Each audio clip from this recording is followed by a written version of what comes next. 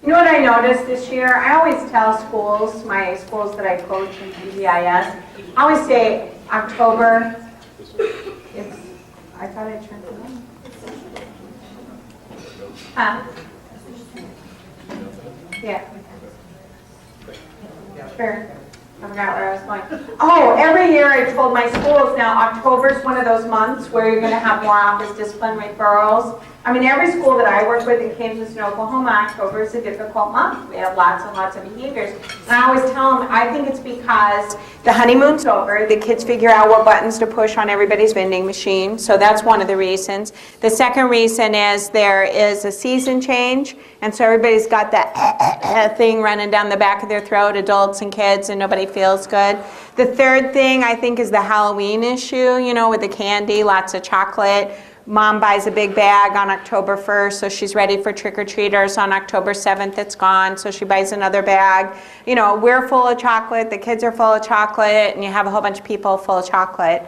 And then the fourth reason that I thought October was difficult was because of the time change. Then this year, they moved the time change to November, and almost every single one of my schools, November was worse than October. For office discipline referrals, and I thought, how funny that I just thought that was one tiny insignificant part of it.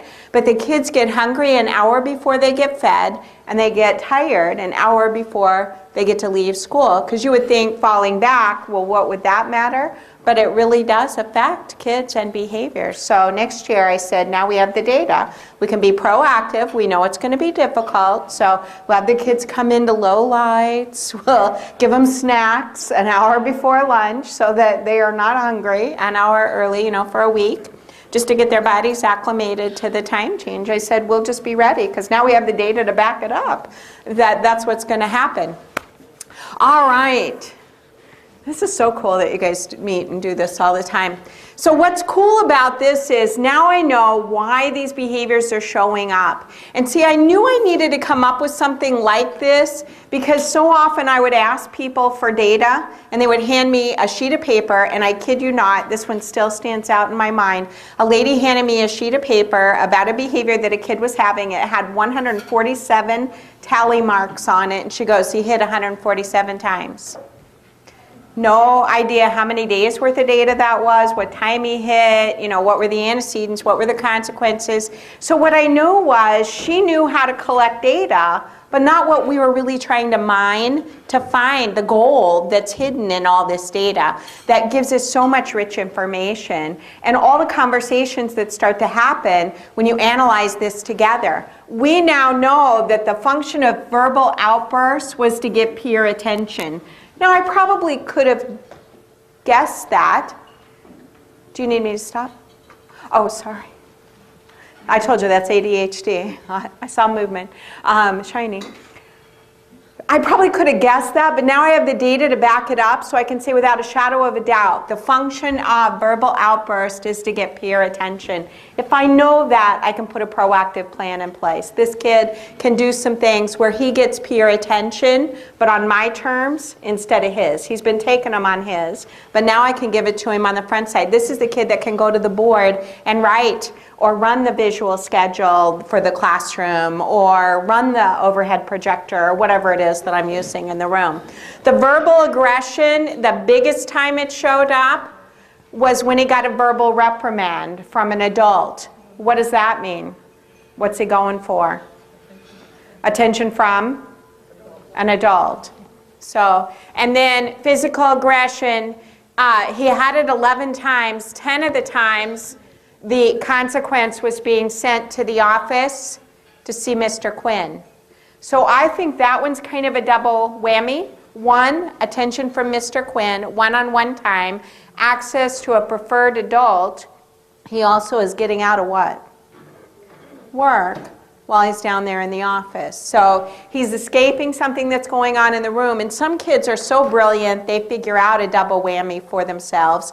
How can I kill two birds with one stone and get two things that I want? I want out of class, because I don't want anybody to know I'm not a good reader or I don't like to read, and I want attention from Mr. Quinn, the assistant principal. So here's a kid who's totally figured out the system, and look, 10 out of 11 times it worked for him. He got exactly what he was going for. Now, I've been doing this training, like I said, since 2003 with ABC data analysis because I thought it was so useful for people to see what we're really trying to mine this data for. Well, in 2003, the very first year that I did this, a guy came up to me after our training and he said, "That is so cool." He said, "Wouldn't it be cool if you had a program that would graph all that stuff for you so that you got instant graphs?" And I said, "Yeah, that would be awesome." Even though I would still have everybody go through and tally it, after everybody tallied it, I'd be able to give them a nice clean sheet with graphs showing what it is that we just discovered. And he said, "You know, I've been playing around with XML code. I'm going to see if I can write you a program and I'll send it to you if I can figure it out." Now, people promise me stuff in trainings all the time. They're like, "Oh, I got a kid I want to talk to you about. I'm going to email you," and then I never hear from them. You know, and I get so excited because I think, "Oh, this is going to be fun to brainstorm about this kid," and then they don't write me. 2 weeks after that training, he sent me a disc. And when you do this, you get instant graphs. So here's behavior frequency by time of day. And I can change that if I want. Here's day of the week. This is Ritchies data on this graph. Average event duration. So I can look at behavior A tends to last the longest. It lasts 2 minutes and 36 seconds versus behavior B that happens just a little bit longer. So it does a whole lot more than what we're able to do. Now, how much am I going to charge you to use this program? No, it's free. Everything on my website is 100% free because I would not have survived over 30 years in education if people had not helped me. So this is my way of paying it forward. So everything on my website I put on there for free, things that I think that will help you. So this is my website. PBIS.org is the national website for positive behavior interventions and supports. I'm just the person behind the curtain that answers all the email for that website. That's really lots of really wonderful people sending in information that gets uploaded on that website. This is my personal website, behaviordoctor.org. And those of you who've been there before notice that it looks different. I was sick over Christmas, and when you're sick and you're ADHD, you got to think of something to do. So I redid the website. So this is the new website. All of my presentations, so all the, like today's PowerPoint, are on this link right here. So you can go to presentations and they're in alphabetical order. And then all of my books. So if you have a kid with ADHD, you can download a book on non-medicated interventions for kids with ADHD. Things that I learned that work well for that. You can just go through and you can see all the different books. So I have a few. And the target the behavior, not the students in there. Forms and tools has all kinds of data tools on it, and everything's in alphabetical order. So you can see I've got data tools, I've got all kinds of stuff. So there's a few things there. There's that link to UBoost. You have to go to this link and not uboost.com.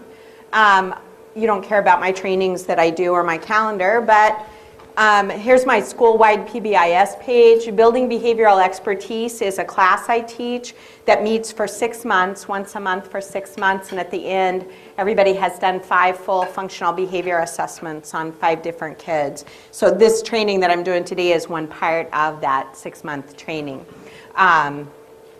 I do a radio show on Blog Talk Radio, and that all of my shows are archived. You don't have to listen live. And what I'm doing right now is, you know how they have dolls to teach teenagers that being a parent is difficult? Well, I thought they should have dolls to teach us that kids are difficult in the classroom, and so I'm going through, I've got Ants in the Pants Arthur, Bite Me Barbie, Cussing Cookie Monster, Debating Dora, Eloping Elmo, Fighting Fred Flintstone, Gregarious Gingerbread Man, Hypochondriac Holly Hobby. That one's been the #1.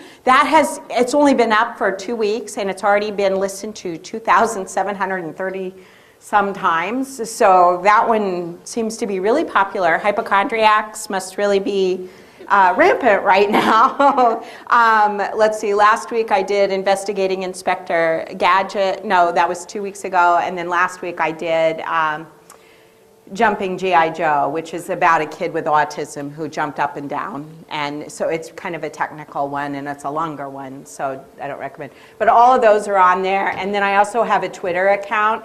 And what I tweet is not that I just had the best Diet Pepsi ever in my entire life, but I tweet behavior tips, anything that I find grant-wise for classrooms and technology grants and things like that. Anything that I find that I think would be helpful, I tweet about it. So sometimes you don't hear from me for 3 or 4 days, and then I'll have a day where all of a sudden I find a whole bunch of really cool things and I tweet 6 times in one day.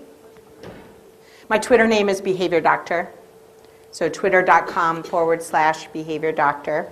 But what I want to show you is down here at the bottom of every page, I have specific topics, so ADHD, Asperger, autism down here, specific staff, and the very last thing is functional behavior support.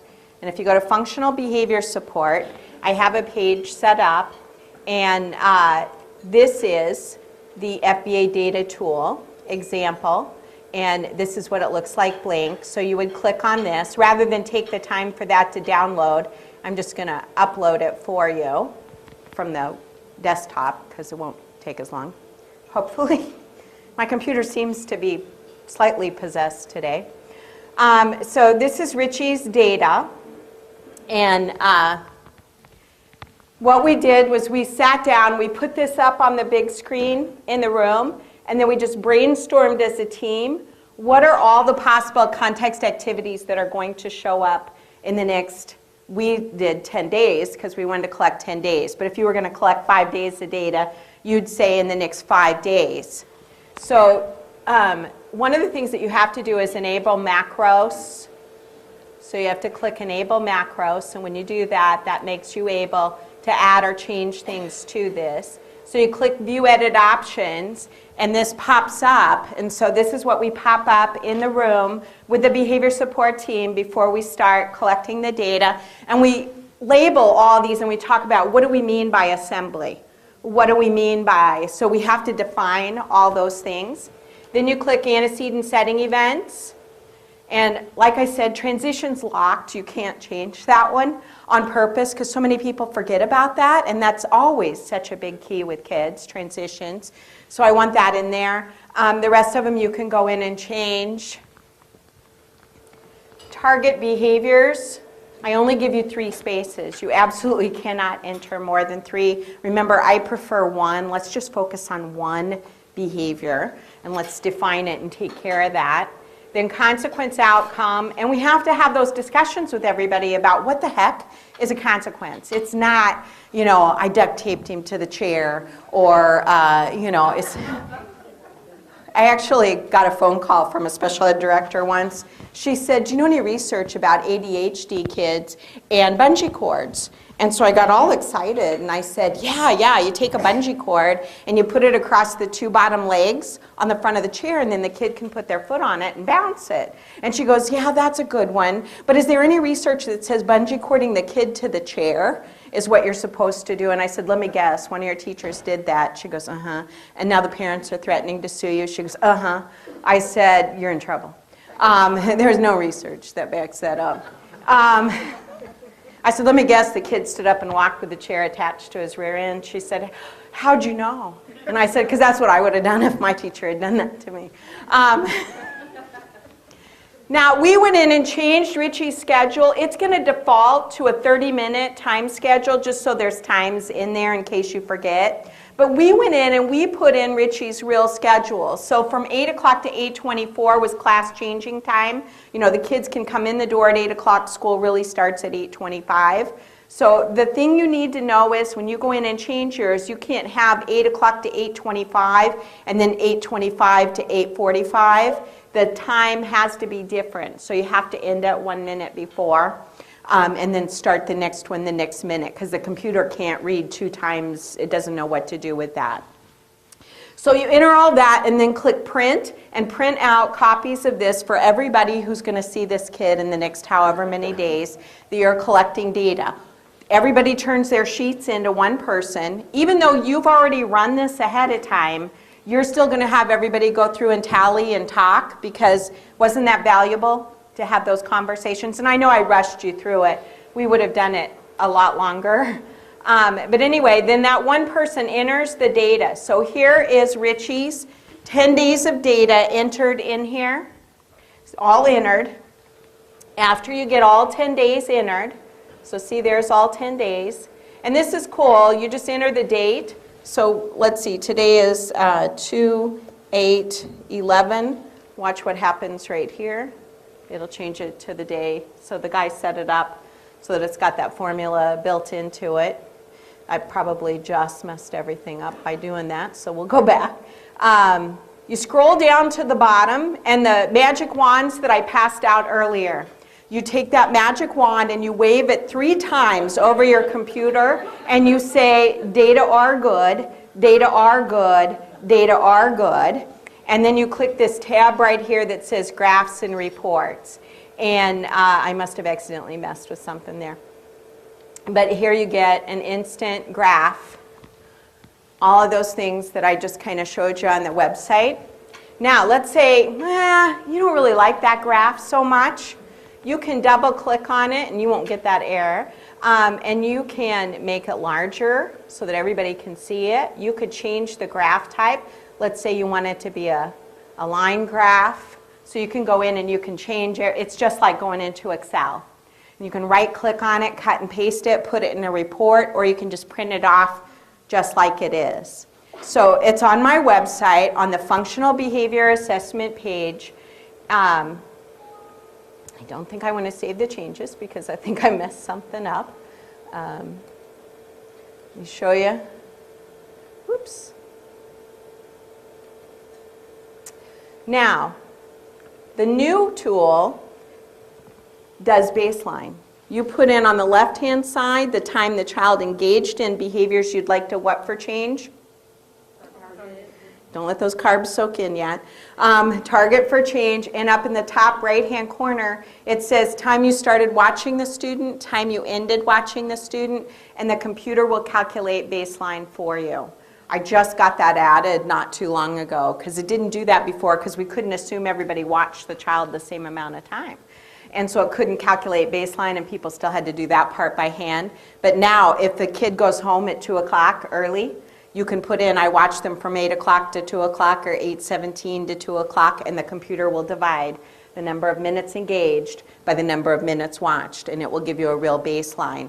Now, you have permission to use this for free, but you must raise your right hand and repeat after me.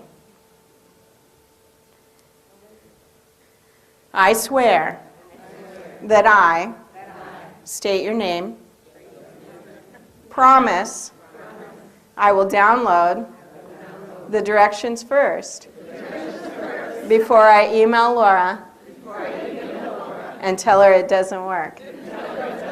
I so swear. All right. I do average 250 emails a day, and I love to get emails, especially about kids with behavior, and I'll brainstorm with you. I don't have all the answers, but I have a lot of friends. So you can email me and you can say, I've got a kid, I'm going to ask you a lot of questions because there's not a one-size-fits-all answer for anything. And don't think I have all the answers. I don't, folks, but I know a lady who's really good with sensory. I know a lady who's really good with transitions. I know another, I just know lots of people. So if I don't have an answer, I'm going to email one of my friends and say, hey, read this email. Don't ever send me a kid's real name. That's the only thing. Call him Bart Simpson, Julie Simpson, whatever you want to call him. Kenny, who gets killed on South Park all the time. Call him whatever you want, except the kid's real name, because I don't ever want to know a kid's real name. One of the things you have to know about this program, you absolutely have to download it to your computer and then close it and then open it back up. And I had the guy set it that way on purpose because I didn't want any parents to think that I was keeping data on their children. And when you can enter data from the website, people sometimes think they think we have this magic power and we can see what people are doing with this stuff on our website. And I don't, but I didn't want any parent to think that. I'm not keeping data on anything. The only thing I look at is how many times was it downloaded. But I have school districts that use this as their functional behavior assessment. They use it for almost all of their cases. So, and we use this in Georgia. And I didn't think this up, the coding. My whole team thought this up, not just me. So I just want you to know that it wasn't just me that came up with all of that. So the cool thing, yeah, go ahead. On the technical side, we do a block schedule at our high school. We'll let two different things be the same time frame. Like on an A day from 8 to 9:22 might be geometry, and on a B day 8 to 9:22 is... No, it won't. The computer can't do that. So if you email me, I'll help you brainstorm a way around it. I've got a lady that's really good. She's working on a new one for me. I found another lady because the guy doesn't want to do anything else. Yeah, I mean, you could run two separate programs and put the two together, so you could transfer all that information into one once you did it. But I've got an idea, I think, so email me and remind me what we're going to brainstorm. But the lady that's working for me now is coming up with one that you can put a whole class roster in, and you just go in and it'll give you baseline, intervention, and follow-up, and draw the red lines. So you just tell it what day you started intervention, and it'll draw the red line of intervention in for you. That's going to be awesome. She's almost there. I keep giving her encouragement. Like hallway 1 and hallway 2 is different items, as long as you name them that way. Like if there was always issues in one hallway and that. Yeah, you could do that.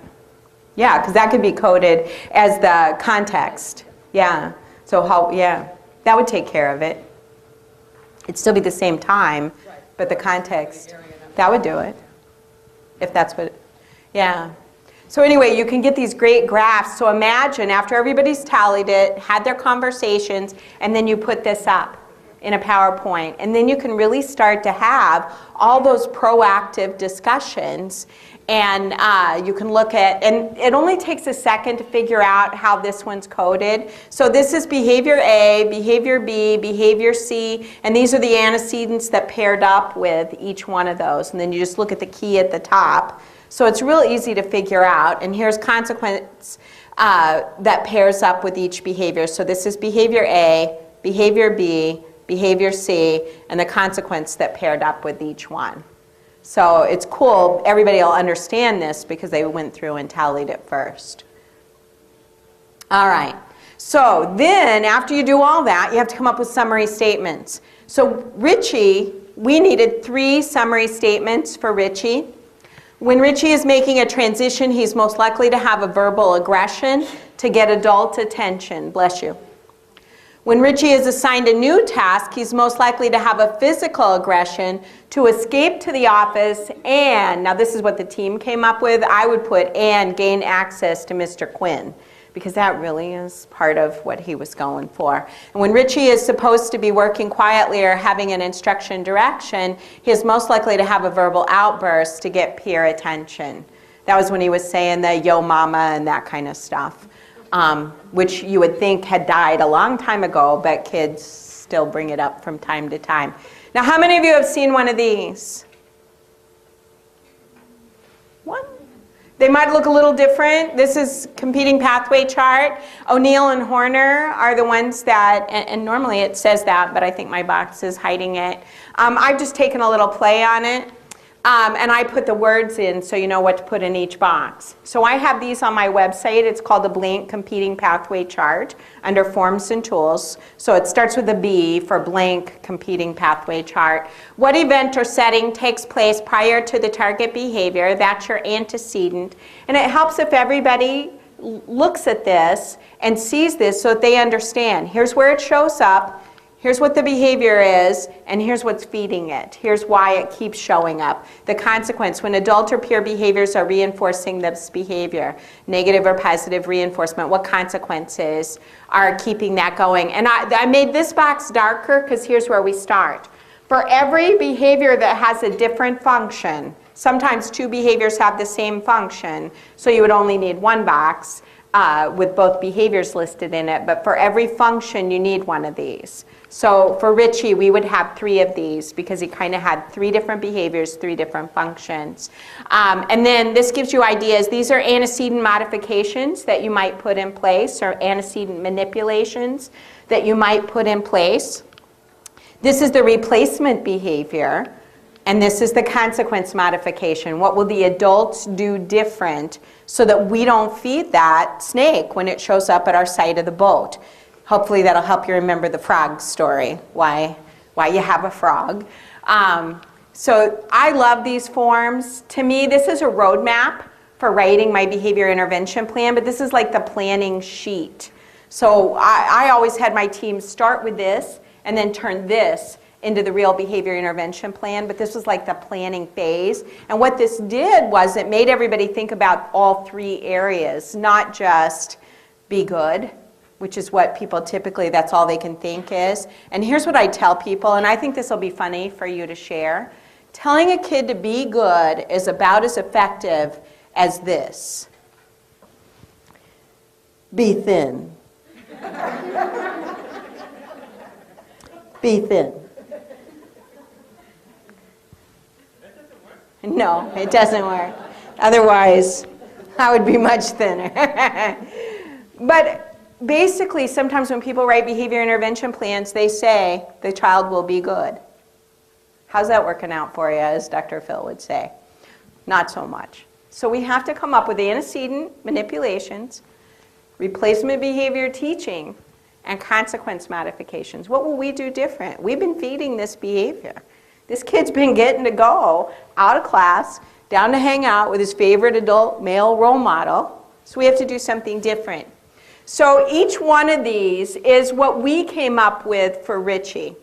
And there's, like I tell people, there's no right or wrong answer on these sheets. As long as you don't say bungee cord the kid to the chair, there's no right or wrong answer to these sheets. This just happens to be what they came up with for each one of these.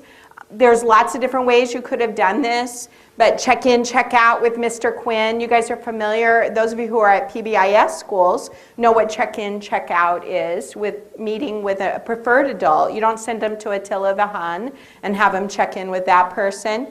You have them go to somebody that they get along with. So we send him there first thing in the morning for, just you showed up. You get to go see Mr. Quinn, because who's he trying to get to all day long?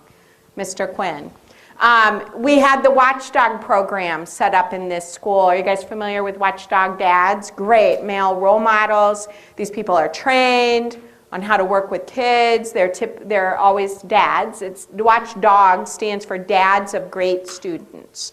And they come up to the school and hang out. I use them at my schools in Kansas and Oklahoma to give out gotchas at lunchtime. So they walk around the lunchroom.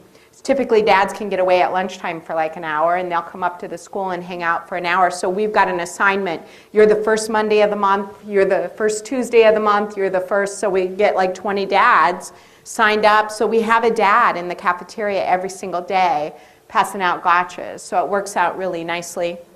And pairing him up with one of the Watchdog dads. Check into changing his schedule so female teachers are not back to back. We figured out that he had 2 female teachers back to back, and that's why he was having behavior to get sent down to Mr. Quinn for reading and for history. He can take 1 hour of women, and then he needs a break, kind of a thing. We set up a token economy where he could earn time down with him. They changed the schedule to alternate Mondays and Fridays. Anyway, I don't want to get in a lot of detail about all this. This kid had not been getting any grief counseling. He needed grief counseling. He's dealing with a stepdad who passed away in a sudden car accident. So, you can just imagine. They gave him a squeeze ball with the rules on it, a little, he had the Big Brother band teacher that was his mentor. And we had a point system. I use the student-teacher rating system, which is in your book on page. I'm going to show it to you later. I promise we'll get to it if I have to talk fast. I'm just kidding. Maybe. Anyway, so we did one of these for each one of the behaviors that had a function. If two of these behaviors had the same function, I would have just used one sheet, put both behaviors, because we could have planned around both behaviors. Because some kids will use the same behavior, same function, two different versions of it, depending on who they're dealing with. So he's got the class clown syndrome, which is gregarious gingerbread man, in case you want to listen to that on Blog Talk Radio. Class clown syndrome, transition. This PowerPoint is on my website if you want to go back to this. I don't think you guys have trouble coming up with interventions. So I just wanted to show you the data tool and how cool it is. And one of the things that I deal with is teachers saying, and you guys probably have this too, when you ask them to collect some data, they say, I don't have time. And what I say is, how much time are you spending dealing with disruptions? Let me show you something. And then you take this book and you show them Ralph's data and how Ralph, we were able to come up with an intervention based on the function of the behavior. And we were able to make that data change and show, and I'm going to show you his data in just a little bit, we were able to change his behavior by putting these interventions in place. So I always ask teachers, could you kill yourself for 3 days, 5 days, to get me the data that I need? And if I think it's a real reluctant teacher, folks, I'll ask for 3 days of data and hope that I get enough information. If I don't get enough information, then I can always go back and say, I really need 2 more days. You did such a good job on those first 3 days. I really need 2 more days, though, because we have to have 10 incidents to kind of figure out the function of the behavior. And I'd like to have a couple more incidents so that I can really hit the nail on the head and not put the wrong intervention in place. Because we know if we put the wrong intervention in place, the kid's behavior is going to skyrocket. I mean, kids have proven that within services all the time. This is Ralph's total number of minutes engaged in target behavior. So here's his baseline, and this is all just from the data that we took. So number of minutes, and here's that was that first Monday that you were talking about, and I'd love to go back and look and see, and I'll have to pull his real file out and look at it and see what day it was if we had had a Friday before. And then here's his intervention data. Here's his follow-up data. Did it work? Did you bring in who was the dean or whoever that he was? The vice principal. He was involved in? He was part of the team. Did the check-in, but was that enough? Because obviously he really wanted time with him, and that 2-minute check-in, check-out. Yeah, that's why we set up, I don't know if you saw, we set up all the other, Other people the watchdog. We got lots of men involved in him. Oh, so not him, okay. Not just, we needed to wean him away.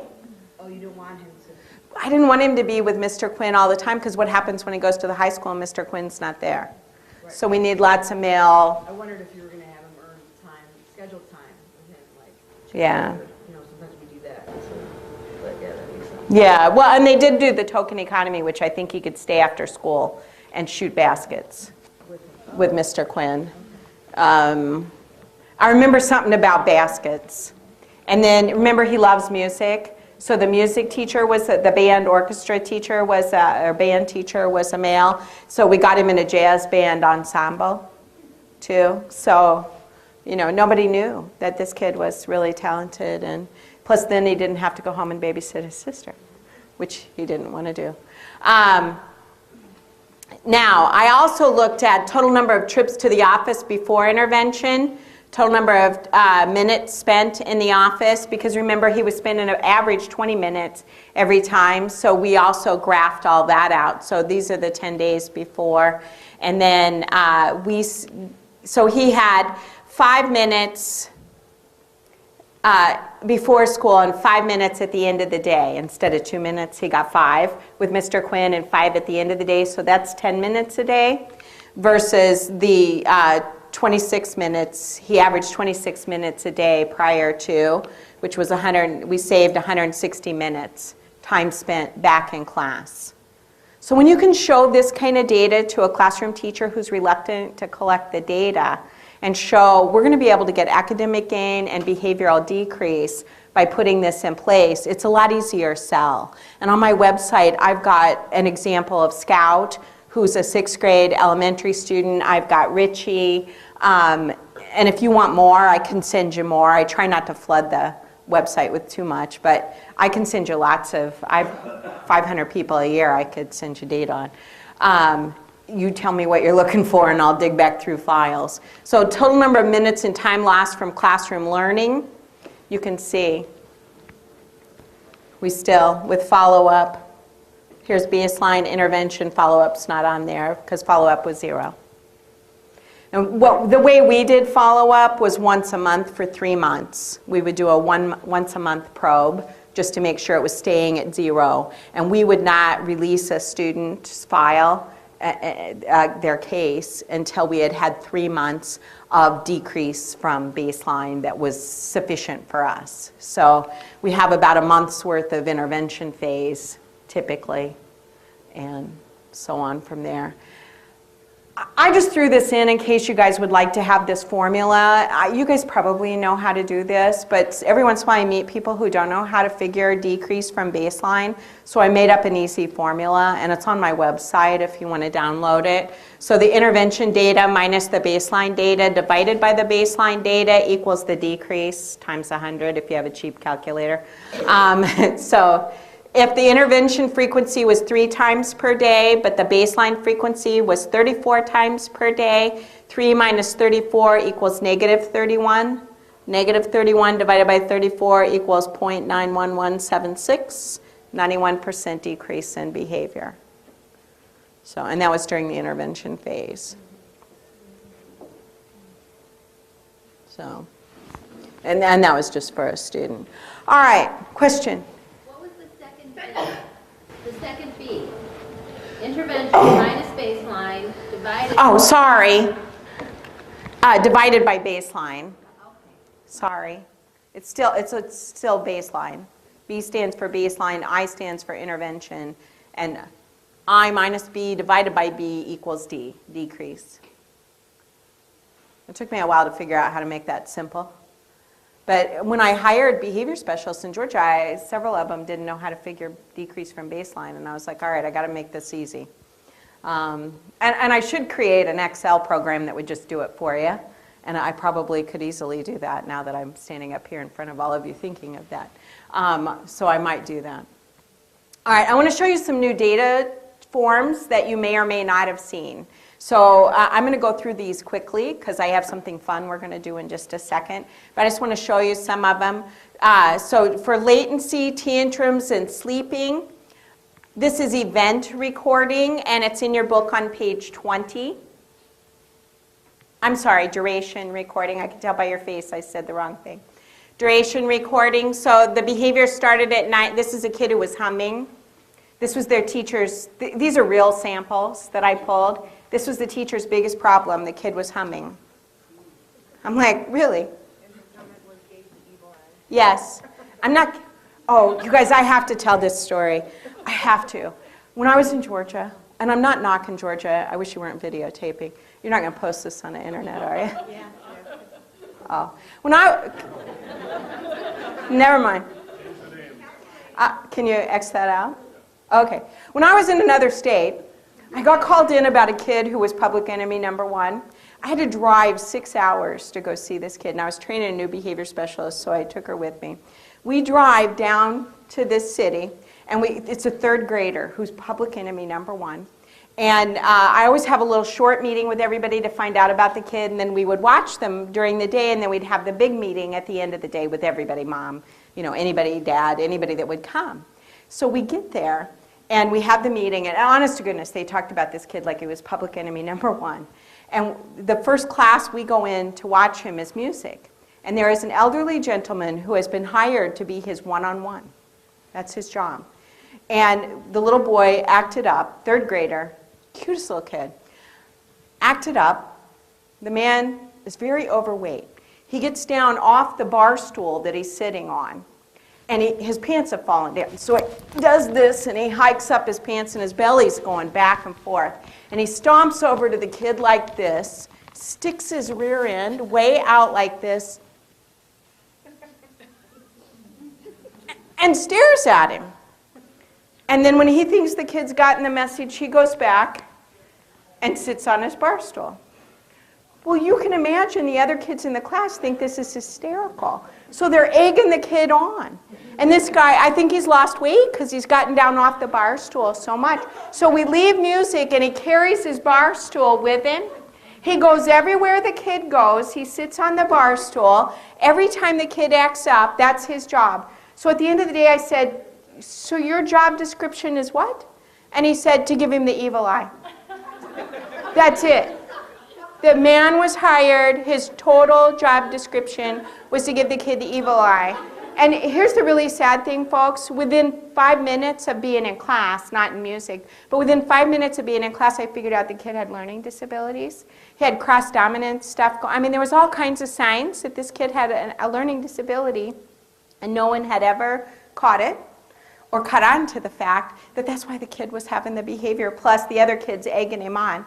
And so it's not funny, but it's funny. Sorry. Well, I love to tell that story because, I mean, they obviously caused their own pain there. That's why the kid, anyway. The evil eye is a behavior technique in some states. Instead of, stop. Yeah. Anyway. Event recording, sorry, and what would you use that for? Any repetitive behaviors that show up. And so this is Clarice was poking in her eyes and just kept digging around in her eyes. Like she would get pink eye all the time. She would get eye infections because she was always digging around in her eyes. One day of data. She wasn't like poking like this. One day of data, it was real quick to figure out. When she used the basal reader, 22 times she had her fingers in her eyes. 0 times when she was playing basketball. 24 times when she was reading from the book in social studies, when she was playing a math game at the board.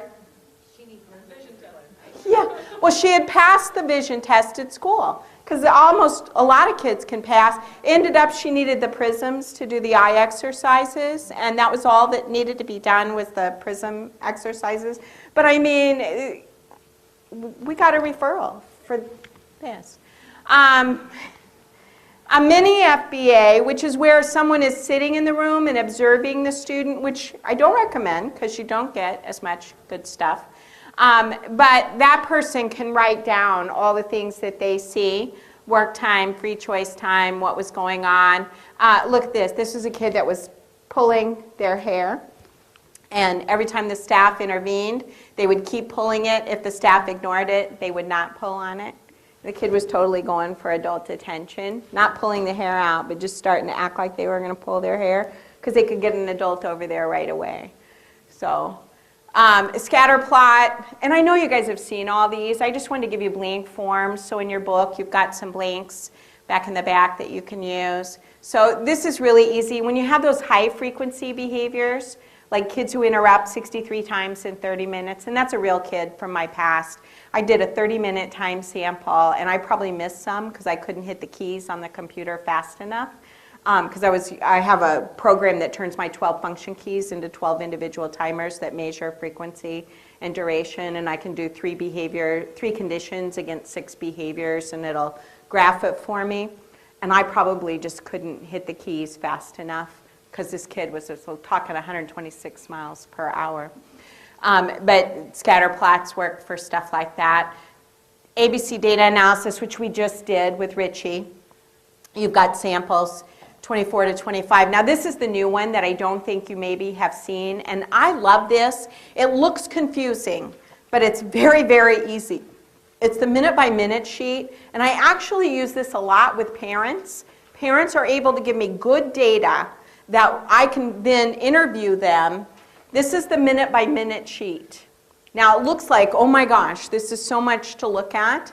But what you do is you just have these little blocks, and I've already done it for you. I've got a 24-hour version for parents, and I've got a school version for school. So you pick 1 or 2 behaviors, and you label it. A B is biting, an S is sleeping. So this is a little girl that had narcolepsy, and she would fall asleep, and then when she woke up, she'd be mad that she fell asleep, and she'd bite herself a kid with significant disabilities, because she was mad that she had fallen asleep. She didn't want to fall asleep. So she would fall asleep for 3 or 4 or 5 minutes, and about 5 minutes after we didn't think she was sleeping anymore, she would just be so mad that she would bite herself. And what we were able to do after a couple of days of this was figure out the pattern to when she was falling asleep, and then we got her up and moving during that time, because she tended not to fall asleep during that. But I've had parents use this for night terrors, and you're able to break the cycle if you know what time the kid's going to wake up and have the, and because it tends to follow patterns to that. So it looks, but it gives you frequency and duration, and then I can go sit down and interview the adult who filled this out and say, okay, let's look at your schedule. What was going on at 7:37? What was going on at 8:05? And so it gives you a lot of good information, and then you can pair that with interviews or some of those less formal functional behavior assessment tools that we have to figure out the function of the behavior. So what we're really trying to figure out basically are 2 questions. What's the child trying to get, or what are they trying to get out of? That's the first question, one of those. And under what context is it showing up? If we can figure that out, we can put a proactive plan in place for the student. And you can do that. ABC data collection gives you the best information, but ABC data collection is not going to work for a kid who interrupts 63 times in 30 minutes. It's not going to work for a kid who has bipolar, who goes down on the 3rd Thursday of the 4th month of months that end in R. You know, you're laughing, but it happens. So other data tools can be used, but you've got to pair them up with some of those non-formal things like interviews with the person. All right, so what was going on right before? That lets us know when to put the new intervention in place. That's the antecedent. Exactly what was the behavior in measurable and observable terms. Not, he's not paying attention. How do we measure that?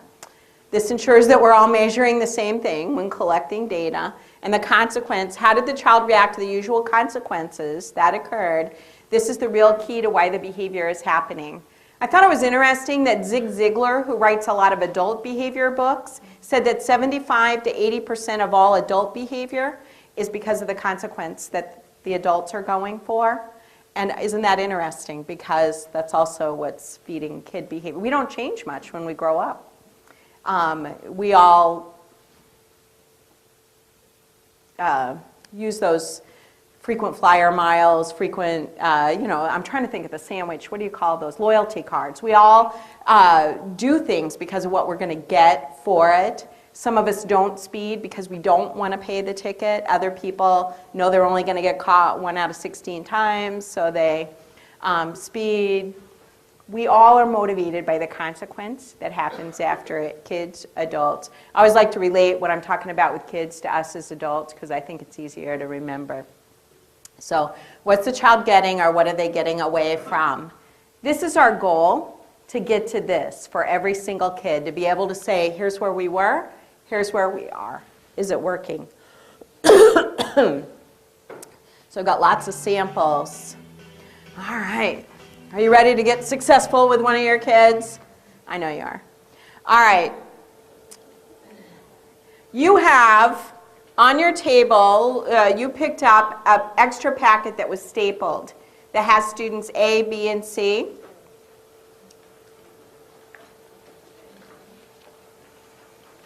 It was a stapled, it's got a little kid on the front that looks like he's battling a dragon. Looks like this. Everybody have this? All right, you'll notice on the front of every booklet is a letter. I was going to be mean and make all the A's come here and all the B's and all the C's and all the D's, and then I thought, no, adults don't like change, so I won't make you do that. So here's what we're going to do. You guys are going to read student A and come up with a plan for student A. Student B, student C, D, E. You guys, I'm sorry, you have to move. let's do it this way. F, G, H, I. There's only 2 of you. How about 3 of you do I with them and you guys do H? All right. In this packet, you've got a little scenario to read about a student. Now you have to add a lot of information. So you can make up your own little mind about, what's going on with this kid. But these are all real things I dealt with when working with kids. Like kids closing their eyes when I was trying to sign to them. That's a great way to ignore. I read a blog the other day about a mother who was grabbing her kid's face every time he closed his eyes, and I thought, eyeballs, he's got you. He's getting what he wants, his mom's undivided attention. Anyway, the directions are not easy to read, so use the letter that was just assigned to you. You're going to have to make up a few facts about this student. I didn't give you a lot of information because what I wanted you to be able to do was apply this to a kid that you might work with. So I figure you're sitting by the people that you probably teach the same age with, typically. In 30 minutes, oh no, not in 30 minutes. You don't have much time. You have about 15 minutes. I'm going to give you 15 minutes, and then I'm going to show you some real examples for these students. I apologize, but I want you to have some time to talk. So talk about the kid. On the back, I gave you a blank competing pathway chart so you can kind of plan your antecedent manipulations, your replacement behavior teaching, and your consequence modifications. All right. Student A, 9 years old, 1 in 15 in the class. Actually, that should probably say 2 in 15 because there was a one-on-one. Autistic with deafness, supportive parent, supportive teacher but with limited data collection skills. Child is hitting others approximately 10 times per day. Child is scratching face and banging head when frustrated. What would you do?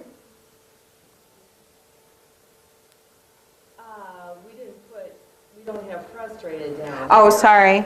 Banging head. I apologize. Because that would make it different. Oh, okay. Get frustrated as well. But we followed page 59 here. I apologize. I might have put 2 together. And we just came up with Ritchie. We took your name, Ritchie. Oh, okay, Ritchie. We're not very creative. Anyway, and so, first of all, we focused on the strengths of the student, and we came up with good at computer and video games, and likes to help clean, is very responsible in that way, and in addition to that, is proud when you do something right. So those were his strengths. And then we decided that we didn't know what time of day that the student actually banged their head or scratched himself. So that's one behavior that we picked. It says 2 here. Now the first one was hitting others. The second one was self-injury behaviors. So we picked the second one. And then for the data collection, we wanted to know the time and location where he was hurting himself, because that teacher wasn't good at collecting data yet. We wanted to make it as simple for her. Smart thinking. So again, those were the 2.